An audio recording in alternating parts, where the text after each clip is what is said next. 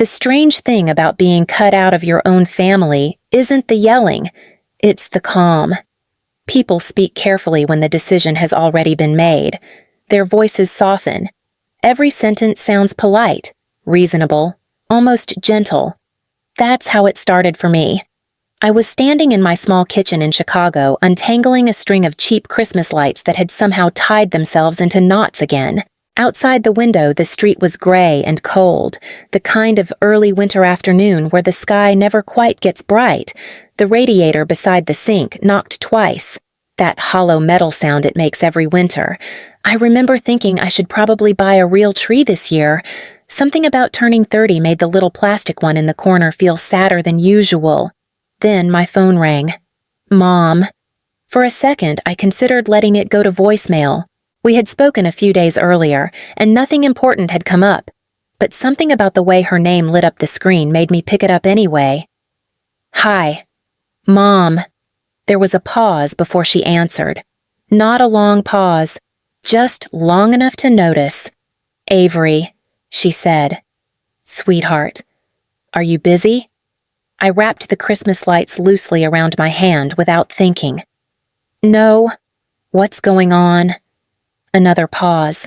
I could hear the faint hum of the television behind her. Then she said it. Avery, maybe it would be better if you skipped Christmas this year. For a moment, I genuinely thought I had misheard her. Skipped Christmas? I repeated.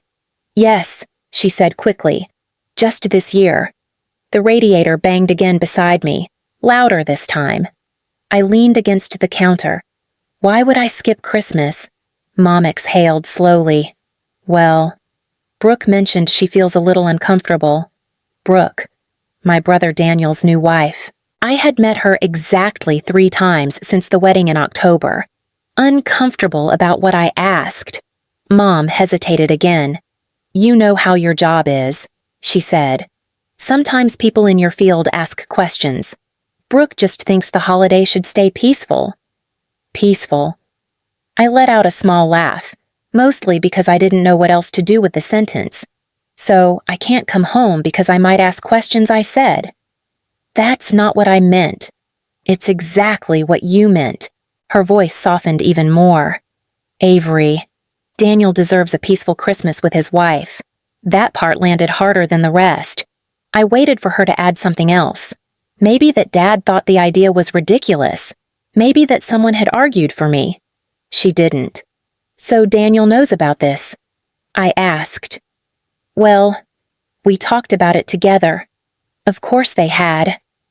I stared down at the lights wrapped around my hand. One of the little bulbs flickered weakly before going dark again.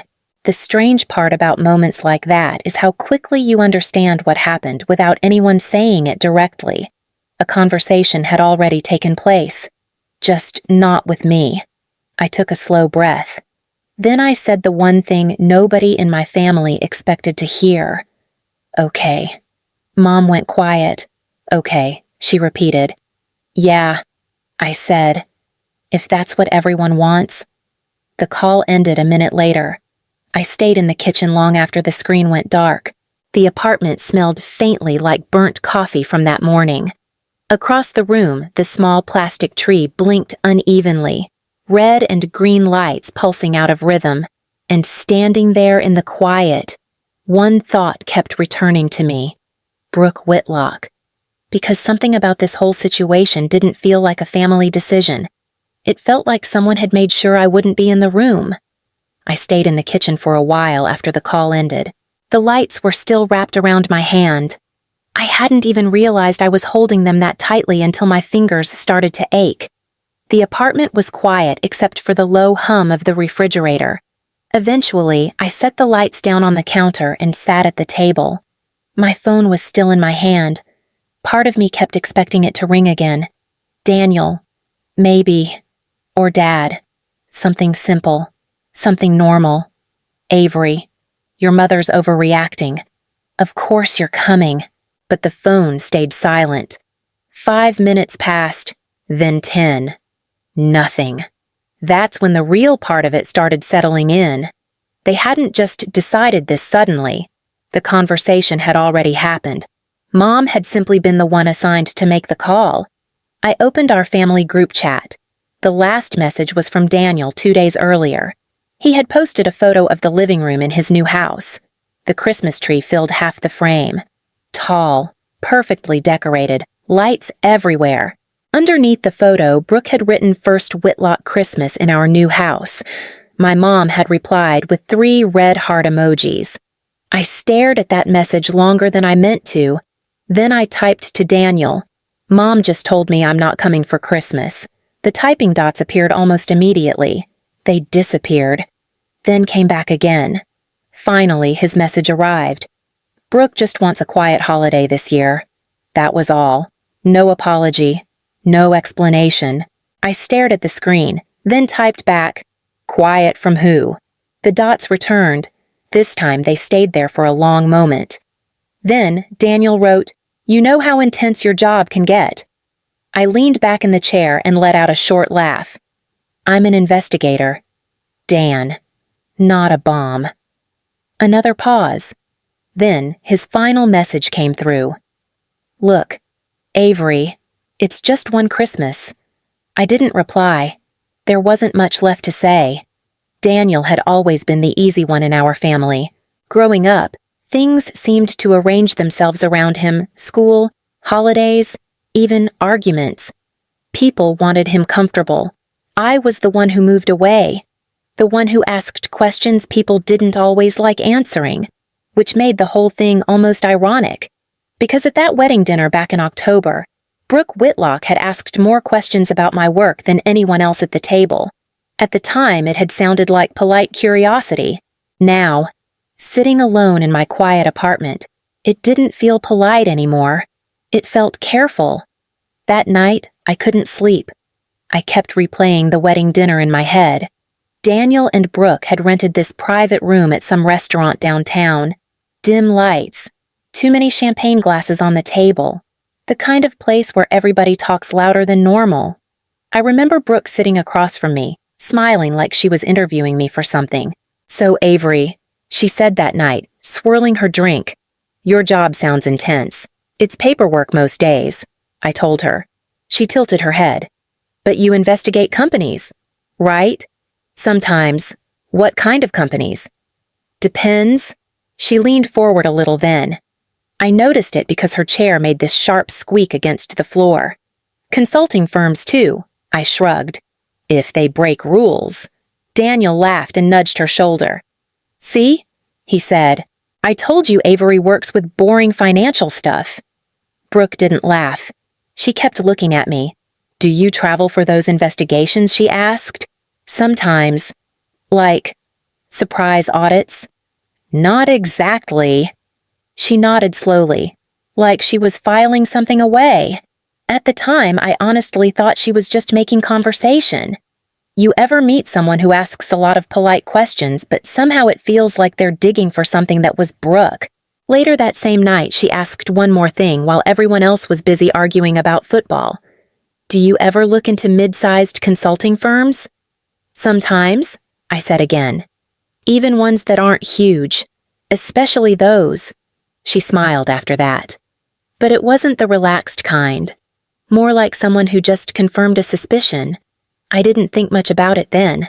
But sitting alone in my apartment now, staring at the blinking lights on that little plastic tree, something about that conversation started feeling different. Because Brooke hadn't been curious. She'd been careful. And careful questions usually mean one thing. Someone's trying to figure out how much you already know. The next morning, I went to work. That's the strange comfort of a job like mine. No matter what is happening in your personal life, the work is still there waiting for you. Numbers don't care about family drama. Files don't care about holidays. The MFRA office sits in the financial district downtown, a tall gray building that looks exactly like what it is: quiet, serious, and full of people who spend their days looking for problems no one else wants to find. Everyone in the lobby moved quickly that morning. Badges scanning, elevators opening and closing every few seconds.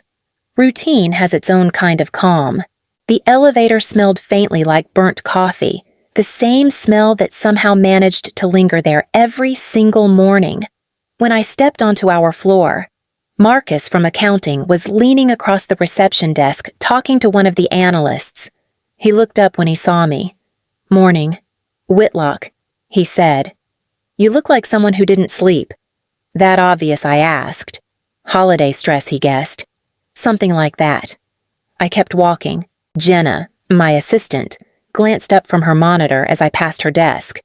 "You're early," she said. "Couldn't sleep." She nodded sympathetically. "Everyone's trying to close files before Christmas. It's chaos this week." Inside my office, a thick case folder sat in the center of my desk. Northbridge Strategic Consulting. We had been reviewing their reporting for nearly 5 months. The file was packed with audit trails, internal emails, and financial statements from several investor accounts. The short version was simple. About $18,700,000 had been reported incorrectly. Not missing exactly. Just shifted between accounts in ways that didn't make much sense. And companies rarely move numbers like that by accident. A few minutes later, Jenna appeared in my doorway holding a tablet. "The latest file from Denver came in overnight," she said. "Anything new?" 3 approvals flagged. I scrolled through the report. "Same department I asked." Jenna nodded. "Operations management?" I leaned back in my chair, staring at the screen. Sometimes in this job, the answer doesn't arrive all at once. It starts as a small pattern, something barely noticeable at first. Then slowly, the pieces begin to line up. And for some reason, right then, one name surfaced in my mind. Brooke Whitlock. Around mid-morning, Jenna knocked on my door again. She didn't step in right away, just leaned against the frame like something felt off. "You've got someone downstairs asking for you," she said. I didn't look up from the tablet yet. "Tell them to schedule a meeting. He says it's personal." I sighed and rubbed my eyes. "Who is it?" Jenna hesitated. "You might want to come see." That got my attention. "Why?" She shrugged. "Because the guy at reception looks like he swallowed a stapler." I stood up slowly. Name Whitlock. For a second I thought she meant Daniel. My stomach tightened. "Daniel Whitlock?" I asked. "No," she said. "Brooke." The room felt a little smaller after that. "Brooke Whitlock," I repeated. "Yeah." I stared at Jenna for a moment. What is she doing here? Jenna gave the same shrug again. "No idea, but she's definitely here for you." I grabbed my jacket off the chair. Did she say why nope? We walked down the hallway together. The carpet muffled our steps. Somewhere nearby, a copier kept making that grinding sound it always makes when it's about to jam. Jenna lowered her voice as we reached the elevators. "You look like you're about to interrogate someone." "Habit," I said. "Family trouble." Something like that. The elevator doors opened with a soft ding. On the way down, Jenna leaned against the wall. "You want me to stay?" "No." "You sure?" "Yeah." She nodded once. "You know," she said, "people usually don't show up at federal offices unless they're nervous." That line stuck with me as the doors opened into the lobby. Reception was busy that morning, phones ringing, security guard talking to a courier.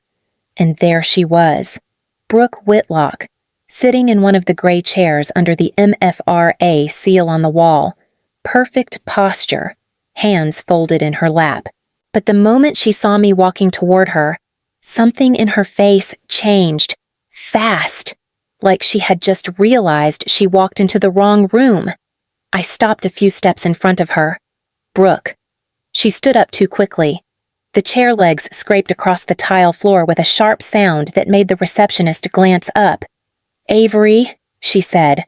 Her voice sounded tighter than I remembered. I kept my hands at my sides. "You're a long way from home. I needed to talk to you." In the lobby of a federal office, she didn't answer that. Instead, her eyes drifted past me toward the wall directory mounted beside the hallway. Every department in the building was listed there. Names, titles. Her gaze moved down the board slowly. Then it stopped. I followed it. Avery Whitlock, Senior Regulatory Compliance Investigator. For a moment she didn't move. Then her lips parted slightly. No, she said under her breath. It wasn't loud, but I heard it. No, that can't be right. You okay? I asked. She kept staring at the board as if the letters might rearrange themselves if she waited long enough. Finally, she looked back at me. You work here, she said. Yeah. Her breathing shifted, shallow and quick. I thought you worked in compliance, she said. I do. But Daniel said corporate compliance, internal, private. Daniel never asked for details. Brooke looked back at the directory again, then at the large MFRA seal mounted on the lobby wall. The realization was spreading across her face in slow pieces. You're with the authority, she said quietly. That's right. For a moment, neither of us spoke. The fluorescent lights hummed faintly overhead, and someone across the lobby dropped a stack of folders that echoed through the space. Brooke lowered her voice. Daniel doesn't know. Know what, that you're here? Here, where she gestured subtly toward the building around us. With them. I studied her for a second. Why would that matter? Her eyes flicked toward the directory again, then back to me. You investigate companies, she said. That's my job.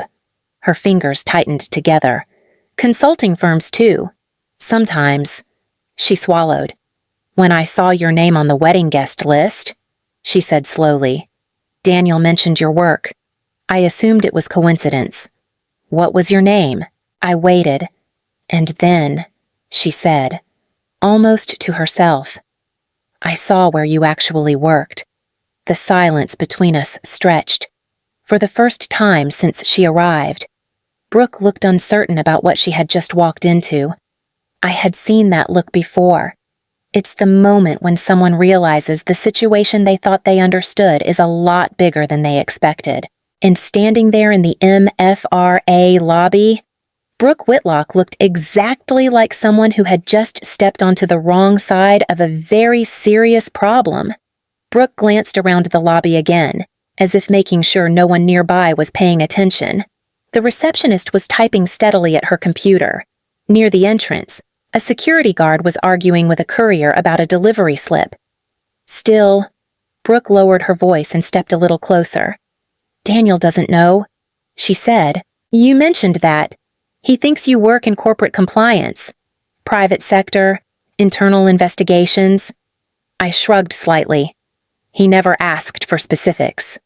Brooke let out a breath that sounded more like tension than relief. At first, I thought it was just a coincidence.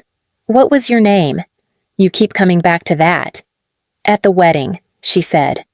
When Daniel mentioned your job, and I figured there were probably a lot of people named Avery Whitlock. There aren't. A small, uneasy laugh slipped out of her. I realized that later. When, after brunch the next day, I looked you up. Online. She nodded. Your LinkedIn profile. Of course she had. And that's when you saw where I worked. I said. Brooke glanced briefly at the MFRA seal on the wall again before looking back at me. Yes, and that worried you. Her silence answered for her. I waited. After a moment, she said quietly, Our company name came up in a conversation one night. That got my attention. Which company?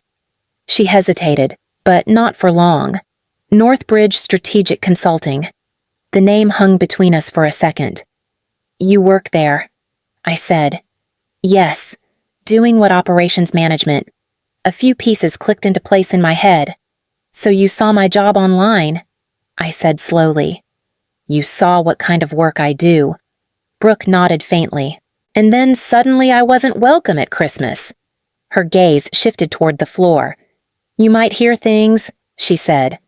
At Christmas dinner, people talk. They always do. And if someone mentioned Northbridge, she continued carefully, you thought I'd start asking questions. Brooke didn't deny it. She didn't need to. The explanation was sitting there in plain view now. The whole peaceful holiday argument suddenly made a lot more sense. It had never been about comfort. It had been about distance. Brooke pressed her lips together before speaking again. I wasn't trying to hurt you, she said quietly. I was trying to protect my job by making sure I wasn't around. It wasn't supposed to be permanent. I studied her for a moment. People will go to surprising lengths when they think their career or their reputation is at risk. But hearing her say it out loud still sounded strange, especially when the solution she chose was removing someone from their own family Christmas. For a few seconds, neither of us spoke. Brooke's eyes kept drifting toward the lobby doors, as if she were quietly calculating how quickly she could leave without drawing attention. I let the silence stretch. Finally, I said, "You're worried I might start asking questions." Her expression tightened. "That's not what I meant." It sounded like it. Brooke folded her arms, trying to steady herself. "You don't understand how sensitive some of our accounts are," she said. "Try me. Our clients expect discretion. That's normal in consulting." She hesitated before answering. "It's more complicated than that." I watched her for a moment. The confidence she'd carried when she first arrived had faded, replaced by something more uncertain. "You work in operations," I said. "That means you see the internal reporting before it moves upstairs." Brooke didn't respond, but the tension in her shoulders said enough. "Our company handles a lot of investor accounts," she said carefully. "Large ones, I'm aware." Her eyes flicked up. "You've been looking at them. We review a lot of companies." "That's not an answer. It's the only one you're getting." For a moment, she seemed ready to argue again. Then she stopped herself. "What stage is this investigation in?" she asked quietly. I didn't answer right away. Across the lobby, the security guard had finished his argument with the courier. The doors opened and closed again as another group of employees came in from the street. Normal office noise. Meanwhile, Brooke looked like someone standing on unstable ground. "You already know the company name," I said. "That should tell you enough." Her voice dropped lower. "Northbridge is under review. That's public information now." Her eyebrows pulled together. "No, it isn't. Not publicly," I corrected. "But internally. People usually know when regulators start asking questions." She stared at me. How long I met her eyes? Long enough. The color drained slightly from her face. "But our reporting goes through Denver," she said quickly. "They handle the regulatory submissions. That's one part of the process. And the approvals come through operations." I didn't respond. Her gaze dropped toward the floor. "That's my department," she said quietly. The words hung there between us. After a moment, she asked, "Have you already reviewed our filings?" "We review patterns," I said. "What kind of patterns? The kind that usually lead to more questions?" She shook her head slowly. "You don't have proof of anything. Investigations don't start with proof." Another silence settled between us. When Brooke finally spoke again, her voice sounded smaller. "What happens now?" "That depends on what the records show. And if they don't look good, then the next people asking questions won't be me?" Her shoulders sagged slightly. "You'd really push this forward?" I looked at her. "This isn't personal." Her laugh came out thin. "It feels personal. You tried to keep me away from my own family Christmas. I was trying to protect my job. You were trying to control the situation." She didn't argue with that. Brooke glanced toward the exit again. "You haven't told Daniel," she said. "There's nothing to tell him." "Not yet." She hesitated. "You're not going to warn me. You already have all the warning you're getting." For a moment, she just stood there, as if she were trying to imagine how the next few weeks might unfold. Then she turned and started walking toward the doors. This time, she didn't look back. Brooke didn't contact me again. But the news did. About 2 weeks later, the Northbridge investigation moved out of our quiet internal phase and into something bigger. Federal auditors got involved. Subpoenas started moving. You don't see that part on television. It's mostly paperwork. Long days, quiet meetings. But word spreads fast once lawyers show up. One afternoon, Jenna leaned into my office doorway. "You see the news," she said. "What news?" "Northbridge Strategic Consulting." She tossed her phone onto my desk. Headline across the screen: Federal inquiry launched into consulting firms' reporting practices. Jenna whistled softly. $18,700,000, she said. That's not exactly pocket change. Nope. She studied my face. You already knew. Something like that. She nodded slowly. Well, she said, someone over there is having a very bad week. She wasn't wrong. That night, my phone rang again. Daniel. I stared at the screen for a second before answering. Hey, I said. You've been investigating Brooks' company straight to it. Hi to you too, I said. Don't play games. Avery. I'm not. His voice was tight. You could have told us. Told you what, that this was happening. You never asked. Daniel exhaled hard. This is serious. Yeah, that's kind of the point. You blindsided her. She came to my office. That doesn't change the fact that you're family. I leaned back in my chair. You remember something. Dan, what you told me not to come to Christmas. Silence. Then he said quietly, that was different. Was it another long pause? You ever hear someone realize they're losing an argument but still don't know how to admit it? Daniel sounded exactly like that. Christmas came anyway. Funny how holidays do that. They don't wait for your family to sort itself out. I ended up at Jenna's apartment that night. Nothing fancy. A small table. Takeout containers. Someone burned the garlic bread a little and the whole place smelled like smoke. Jenna raised her glass when I walked in. To people who survived December, she said, I'll drink to that. I replied. A couple of her friends laughed. Nobody asked too many questions. Honestly, that part felt nice. Halfway through dinner, my phone buzzed. Dad. Just a photo message. The Whitlock dining table. Same one we'd had since I was a kid. Big roast in the middle. Christmas plates. And one empty chair. Mine. Under the picture he wrote, We saved your seat. I stared at that message for a long time. Jenna noticed. Family, she asked. Yeah, you gonna answer eventually. She nodded like she understood. Look, here's the thing I learned this year. Sometimes people try to push you out of a room because they're afraid of what you might see if you stay. That doesn't make you the problem. Sometimes it just means you were standing closer to the truth than they were comfortable with. I finally typed back. Maybe next year. Then I put the phone down and went back to dinner. Honestly, I'm still not sure if I meant it.